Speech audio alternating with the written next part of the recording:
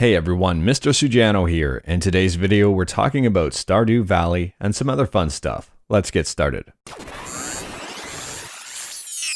Alright, to kick things off, today the legendary Stardew Valley got a massive update. The creator of Stardew Valley tweeted out today that when version 1.5 of the game comes out, there will be a brand new beach farm as well as advanced game options. Soon after that, version 1.5 dropped on PC, and there is quite a bit more in this update than they let on in the tweet. Version 1.5 of Stardew Valley is 100% free. There's no charge for this update, and this is pretty huge. Free DLC is always the best DLC. Well, maybe that's not the case, but in this case it definitely is. And they state this is Stardew Valley's biggest update yet. This update adds some significant late game content to Stardew Valley. It is by far the biggest solid chunk of new content that's been added to the game since launch. That's pretty huge. One of the most talked about parts about this update is the beach farm. It states good foraging and fishing, tons of open space.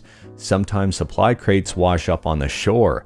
However, sprinklers don't work in the sandy soil. So this will really change up gameplay. On the bottom left hand side of the new game screen, there is a brand new advanced game option menu. From here you can change things from normal to remixed. Choosing remixed on either the community center or mine rewards options will randomize what you get. And for those of you looking for more of a multiplayer experience with Stardew Valley, they just added a split screen local co-op version to the game. Now, setting this up isn't the easiest if you're brand new to the game, but it's relatively straightforward and can be done fairly quickly. So here's a quick spoiler-free rundown of everything that has changed. New people to meet, new goals, many new items, a new type of quest, new farm layout, new character events, a new community upgrade, home renovations after you've fully upgraded your house, ducks can now swim, you can sit in chairs, you can move your bed. They've added fish tanks, a bunch of new furniture items, as well as new furniture types like wall sconces, new secrets, 9 new music tracks, and so much more. Now, part of the charm of Stardew Valley is the exploration and discovery, so I'm not going to spoil anything for anyone by going over all of the changes in detail. Also, it would take quite a bit of time considering there are so many changes. So what I will do is leave a link to the full changelog in the description below if you really want to go over every single little detail. Stardew Valley is available on Steam for $10. It's currently 33% off. If you don't have it, I highly recommend checking it out. It's a fantastic game. And if you do have it and haven't played it in a while, it might be a good time to revisit things and see everything that's changed. Version 1.5 is currently only available on PC. If you play this game on console, you will have to wait until early 2021 for the update. And if you play this game on iOS or Android, there is no word yet, but I would guess it would probably come out shortly after it's available for consoles.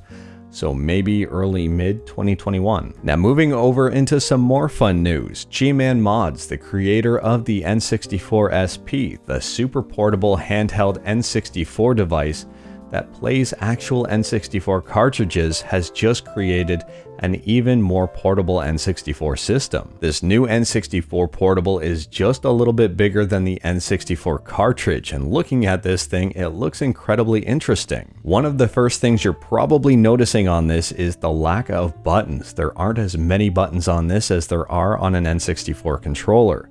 But there are a few neat little tricks here. If you click down the left control stick, it functions as the L button.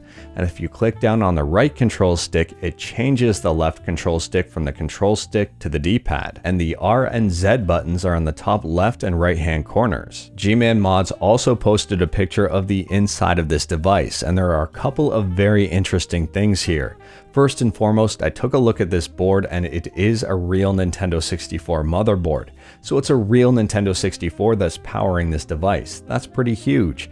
The second thing I noticed is not a good thing, but I guess maybe it's not a bad thing either, but I wouldn't have wanted to do the soldering for this. If you take a look at all of the wiring running around here, this was probably a nightmare to assemble. So if you're looking at this for mass production, I don't know if this is going to be feasible for mass production, but maybe he ends up making more than one and ends up selling maybe a couple of them. Now moving on into more fun news. Well, maybe not fun for Greg Miller. Greg here finished Cyberpunk's story and apparently it crashed during the credits. seems pretty fitting for the game. And that's on the kind of lighter side of things right now for CD Projekt Red. Apparently the investors are considering a class action lawsuit against them for intentionally misleading them. And apparently even developers are upset at management due to unrealistic deadlines. So if you take a look at things right now, it's probably not a good time to be in management over at CD Projekt. You have the investors mad at you, even though you listened to them and pushed out this game as fast as possible. But when it came out and it was a dumpster fire, the investors got angry. The developers are angry because they are pushed so hard. And gamers are mad because the product isn't any good. So it's a really bad spot to be in right now, and it's quite a pickle. Now moving into the last bit of fun news, although I don't think Cyberpunk 2077 was fun news. But anyways, Mike Chi here, this is fun news. Mike Chi here, the creator of the legendary RetroTINK, had a bit of a typo that actually made it into production. So in the firmware for the RetroTINK, it says input shart RGB, no input.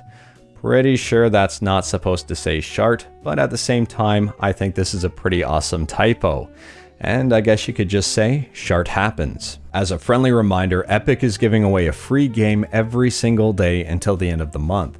I don't know if this list is entirely accurate, but it's been accurate so far, so it'll give you a pretty good idea of what to expect. But anyways, that is all I've got for today. Let me know in the comments below what your favorite part about this video was. If you like this video, leave a like. If you didn't like this video, leave a like. Hit that subscribe button, check out my other videos. Thank you everyone, take care.